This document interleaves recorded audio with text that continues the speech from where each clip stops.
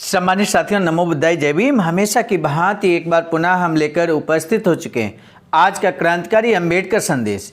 ये भाषण बाबा साहब का आगरा में 18 मार्च 1956 का सबसे ज़्यादा चर्चित भाषण है, जिसमें आप जानते हैं कि अक्सर हमारे सामाजिक कार्यकर्ता, सामाजिक लोग जो अंबेडकर मिशन को आगे बढ़ाते हैं, वो बार बार याद दिलाने का कार्य करते हैं कि बाबा साहब ने आगरा के भाषण में कहा था कि पढ़े लिखे लोगों ने हमें धोखा दिया।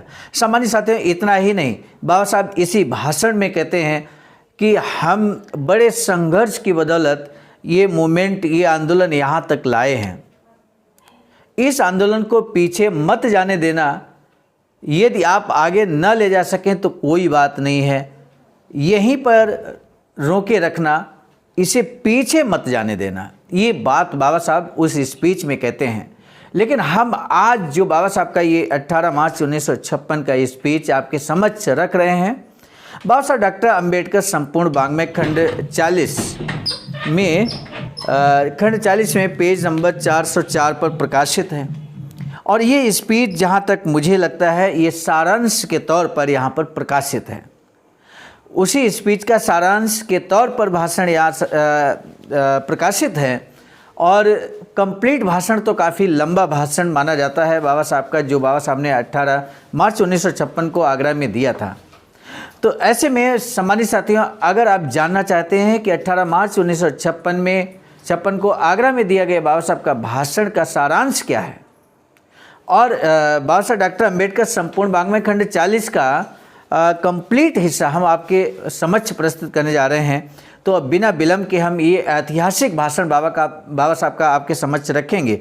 लेकिन हमारा आपसे निवेदन है, अंत तक वीडियो को वॉच कीजिए। और साथ ही साथ इस स्पीच को, चूँकि ये बाबा साहब के जीवन का सबसे ज़्यादा चर्चित भाषण है मेरे साथियों, और इसलिए ये अंबेडकर संदेश, ये भाषण बाबा साहब का जन जन तक जरूर पहुँचना चाहिए। ये हमारा आपसे अपेक्षा है, अनुरोध भी है।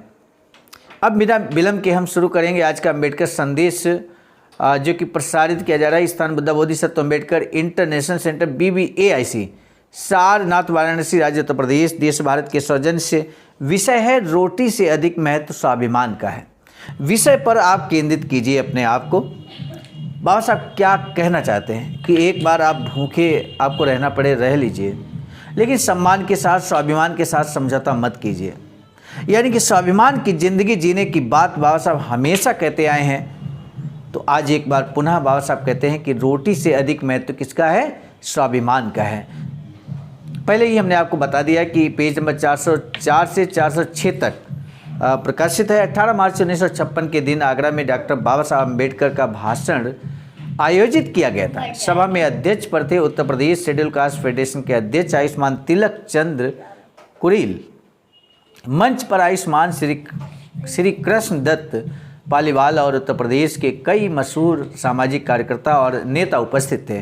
सभा में करीब 2 लाख का जन समुदाय उपस्थित था। ठीक 6:30 बजे समारोह के आयोजन स्थल रामलीला मैदान में डॉक्टर बाबा साहब अम्बेडकर का आगमन होता है। रामलीला मैदान में प्रवेश करते ही अम्बेडकर की जय हो के नारों से आसमान गूंज उठा। केवल आगरा ही नहीं बल्कि आसपास के गांव शहरों से उनका भाषण सुनने के लिए हजारों की संख्या में अस्पृश्य जन समुदाय वहां इकट्ठा हुआ था। मोटर से उतरने के बाद लाठी के सहारे लोगों का सहारा लेकर उन्हें मंच तक जाना पड़ा, लेकिन भाषण देते वक्त एक स्टूल के सहारे वे खड़े रहे। इस अवसर पर उन्हें 5,000 रुपयों की और 1,000 रुपयों की इस प्रकार से 2 थैलियाँ दी गईं, यानी कि कुल मिलाकर 6,000 रुपये आगरा की सरजमी पर बाबा साहब को अर्पित की गई, दी गई। इस स्पीच में, यानी कि आगरा के सरजमी पर बाबा साहब ने स्पीच देते हुए क्या कुछ कहा, उसका सारांश के तौर पर बाबा साहब का स्पीच हम आपके समक्ष बाबा साहब डॉक्टर अंबेडकर संपूर्ण वाङ्मय खंड 40 से रखने जा रहे हैं। बाबा साहब कहते हैं कि 25 साल पहले राजनीति में प्रवेश करते समय मेरे जीवन के 3 उद्देश्य थे। वो 3 उद्देश्य क्या है, आज के अंबेडकर संदेश में हम आपको बताएंगे। साथ ही साथ यहाँ पर पढ़े लिखों का पहला कर्तव्य क्या बताया बाबा साहब ने, क्योंकि अधिकांश तौर पर, जहाँ तक मुझे मालूम है, अधिकांश तौर पर हमारे शिक्षित पढ़े लिखे लोगों तक ये अंबेडकर संदेश बड़ी तेज गति से पहुँच रहा है। तो ऐसे में पढ़े लिखे लोगों को जानना बेहद ज़रूरी है कि बाबा साहब ने हम सभी से, पढ़े लिखे लोगों से क्या उम्मीद जताई, क्या पहला कर्तव्य बताया। ये पहला कर्तव्य हम सभी का है।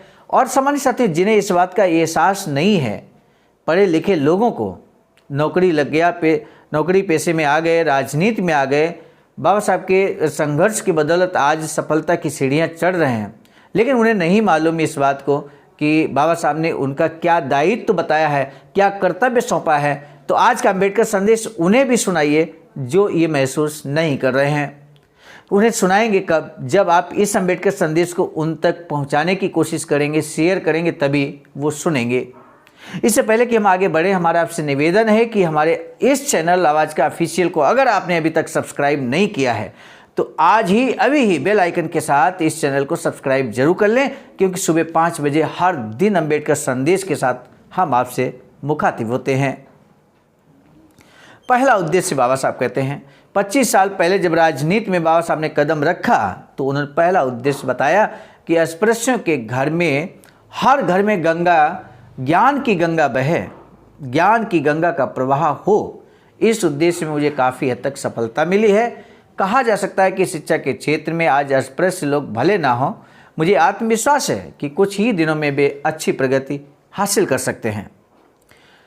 दूसरा उद्देश्य बाबा साहब कहते हैं, मेरे कार्य का दूसरा महत्वपूर्ण उद्देश्य था सरकारी नौकरियों में अस्पृश्यों को व्यापक प्रतिनिधित्व दिलाना। मेरी कोशिश से प्राप्त सफलता आज आपके सामने है। इन दोनों उद्देश्यों में आज मुझे सफलता प्राप्त हुई है।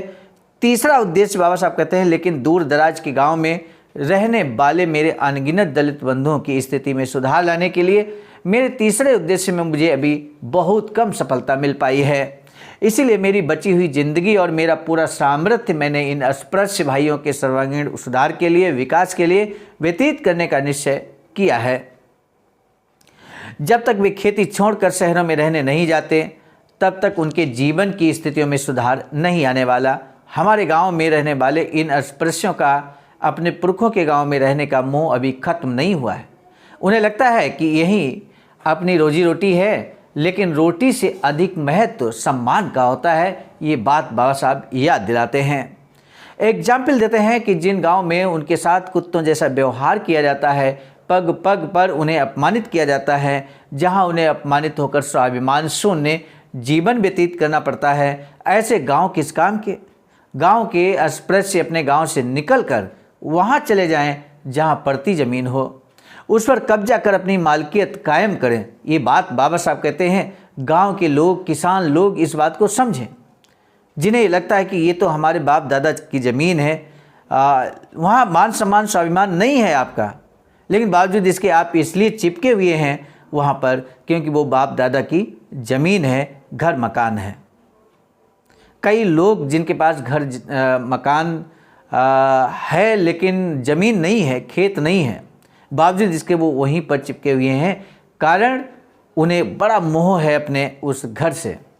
बाबा साहब इस बात को कहते हैं कि अगर आप सम्मान की ज़िंदगी जीना चाहते हैं तो आगे बढ़ें, इस माया मोह से आप बाहर निकलें।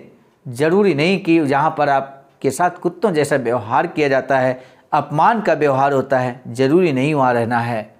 तब बाबा साहब आगे कहते हैं कि ज़मीन पर कब्जा करते समय अगर किसी ने टोका तो उनसे साफ साफ कहें कि हम ज़मीन छोड़ेंगे नहीं, हम सरकार को सही लगान देने के लिए तैयार हैं। नए गांव बसाकर स्वाभिमान से परिपूर्ण इंसानियत भरा जीवन जिए, नए समाज का निर्माण करें, वहाँ के सभी काम करें। ऐसे गांव में उन्हें अस्पृश्य कहकर उनके साथ बुरा व्यवहार नहीं कर सकेगा। मेरा स्वास्थ्य ठीक होते ही मैं अस्पृश्यों द्वारा प्रति जमीन पर कब्जा करने की मुहिम चलाने वाला हूँ।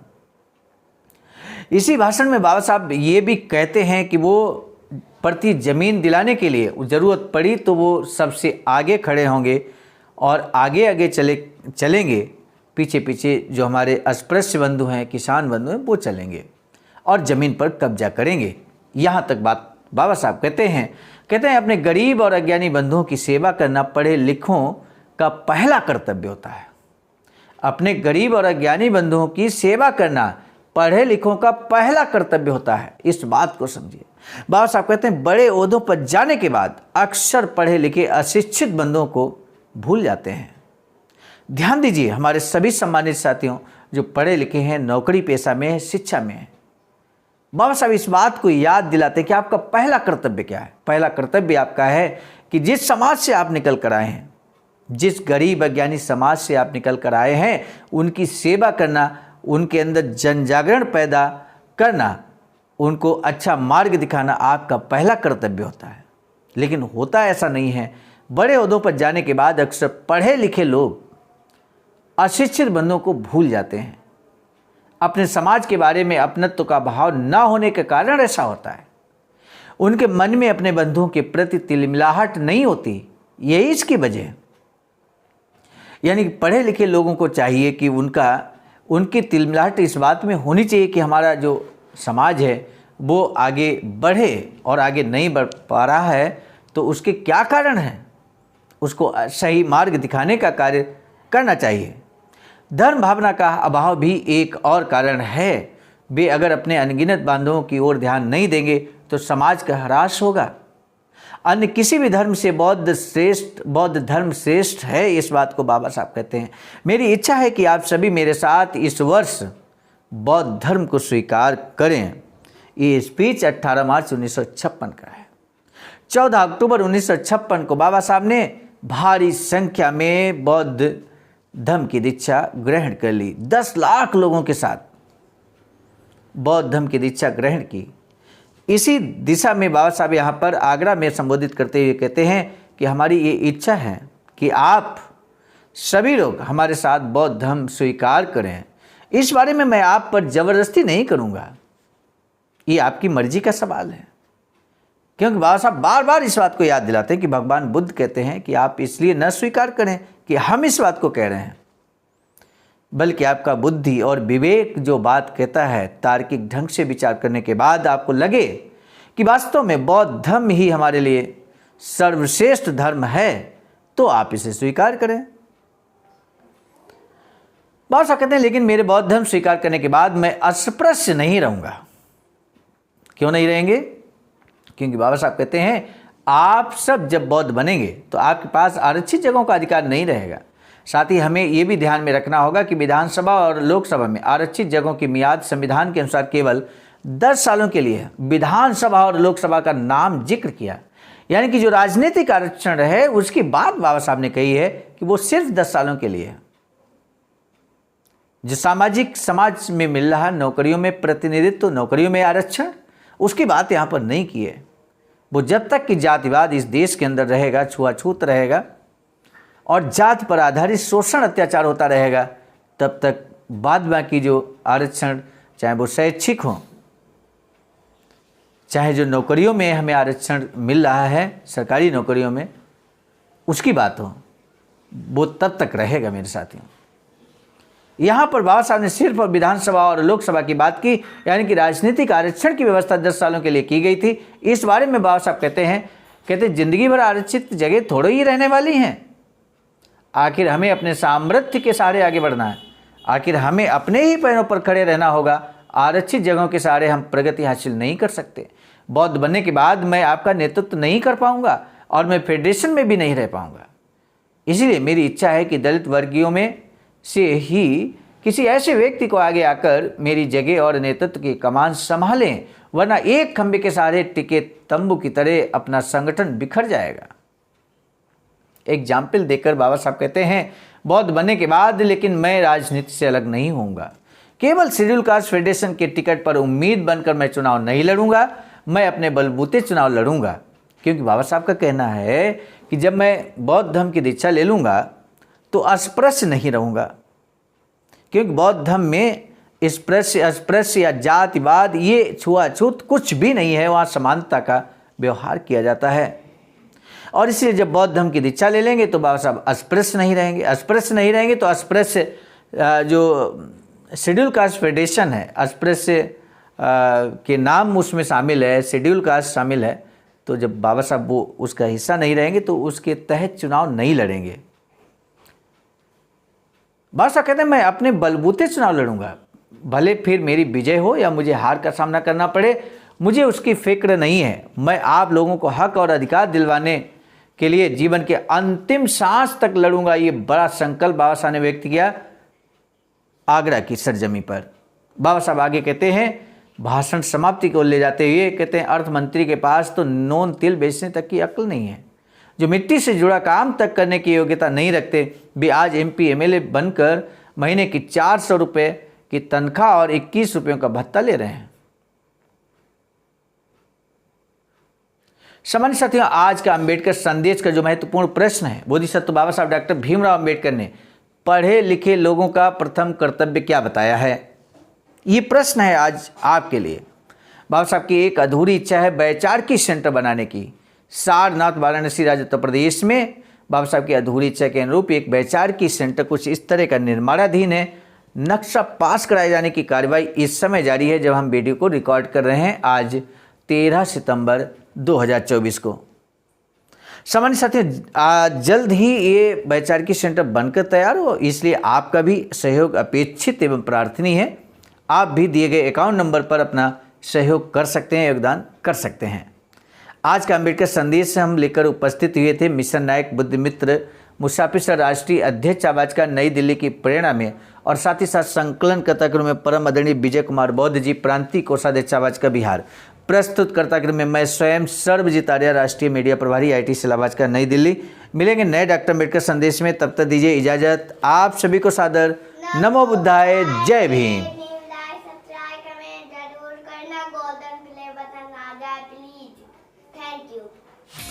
सामान्य साथियों, यदि आप हमारे इस चैनल आवाज़ का ऑफिशियल, जिस पर नियमित सुबह 5 बजे डॉक्टर अंबेडकर संदेश आपको मिलता है, आप हमारे इस चैनल को सपोर्ट करना चाहते हैं तो हमारा आपसे निवेदन है कि आप हमारे इस चैनल को सब्सक्राइब कर लें, वीडियो को शेयर, लाइक, कमेंट जरूर करें।